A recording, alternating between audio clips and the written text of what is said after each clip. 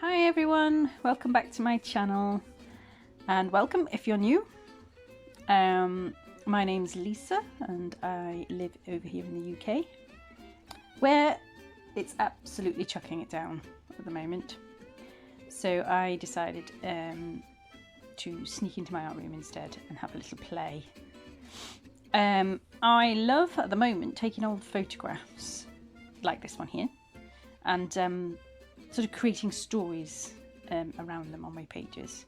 And so this is what I had an idea of doing today. I'm sorry if this camera's a bit blurry.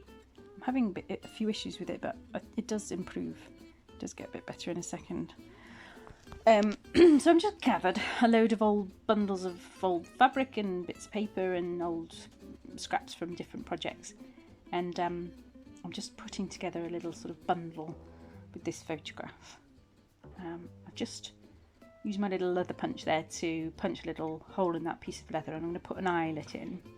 So I'm just kind of trying to make the whole thing look a bit more like a tag. But I'm just playing around with where to put things and where to place things at the moment.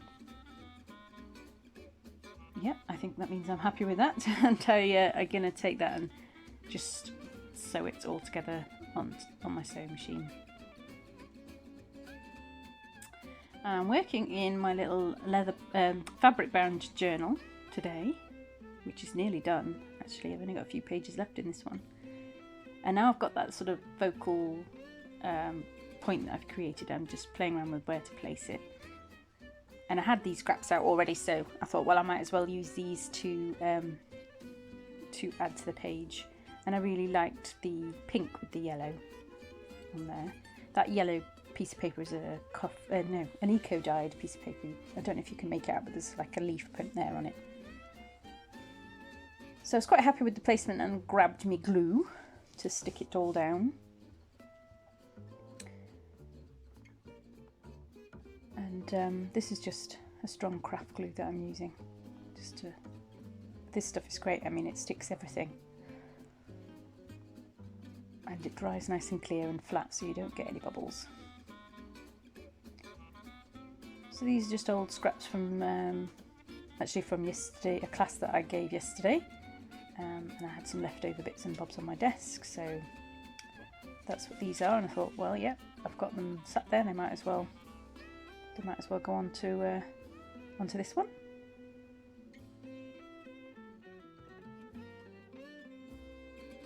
And I wanted to put some of that pink in because I put some in that sort of focal point with the photograph, so that sort of balances that out.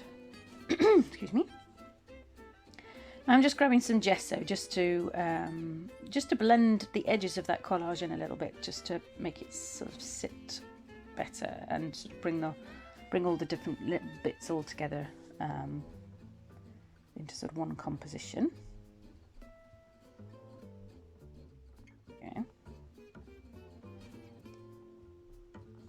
I didn't want to hide that yellow though, so I do like that yellow with the pink.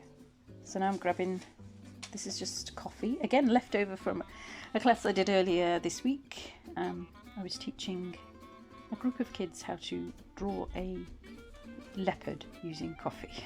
So that was left over on my desk, and I thought, yeah, might as well grab that too. I put these marks down, but then I thought they kind of detracted from the image, from the photograph there, so I just grabbed a bit of water and blended them back out again.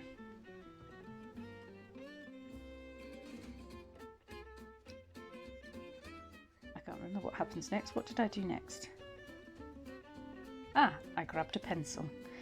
So in the photograph there's they're like walking through this little path with some railings. So the idea was that I was doing sort of intuitive marks there, but sort of echoing the railings in the photograph. And then I grabbed some more gesso just on my finger, just to sort of soften some of that.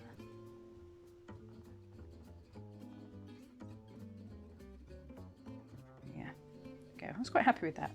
I like those marks, sort of helped bring the photograph into the rest of the page.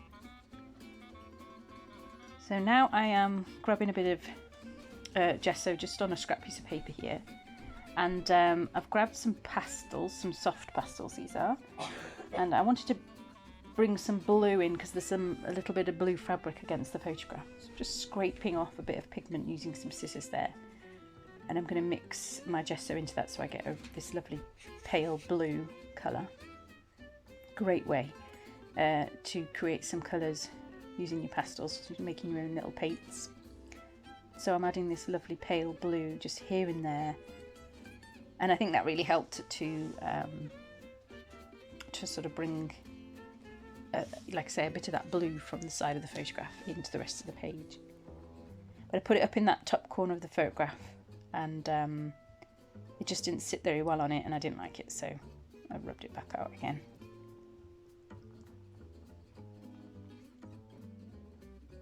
I also like how I've got some of the scraps of paper there. I've got some hole punches, some little holes in them, and I had that little dotty bit of pattern paper next to the photograph.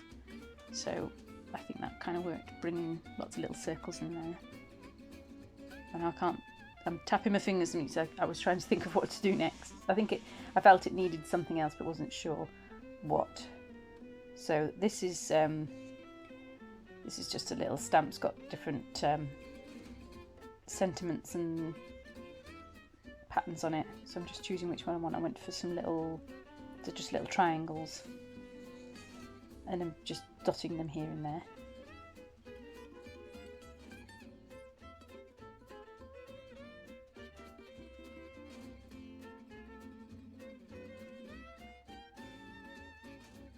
Yeah.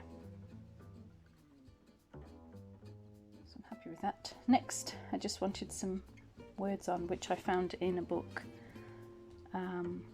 Again, this is my favourite way of adding words in.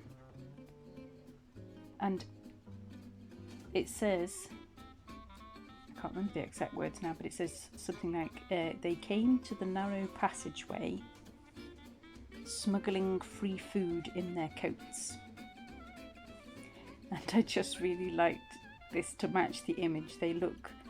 These ladies look like they're off on an adventure.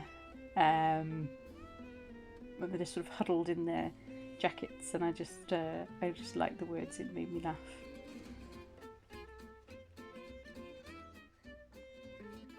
And like I say, I'm trying to create a story. This is a found photograph. I don't know these ladies. I found these in a junk shop, and so I've no idea what they were actually there, why they were there, and what they were doing. So I'm just going to invent a little story behind it. Did I get the words right? Let's see. Yes, they came to a narrower passage, smuggling free food in their coats. Okay. I hope you enjoyed that one. I'll see you again soon. Bye.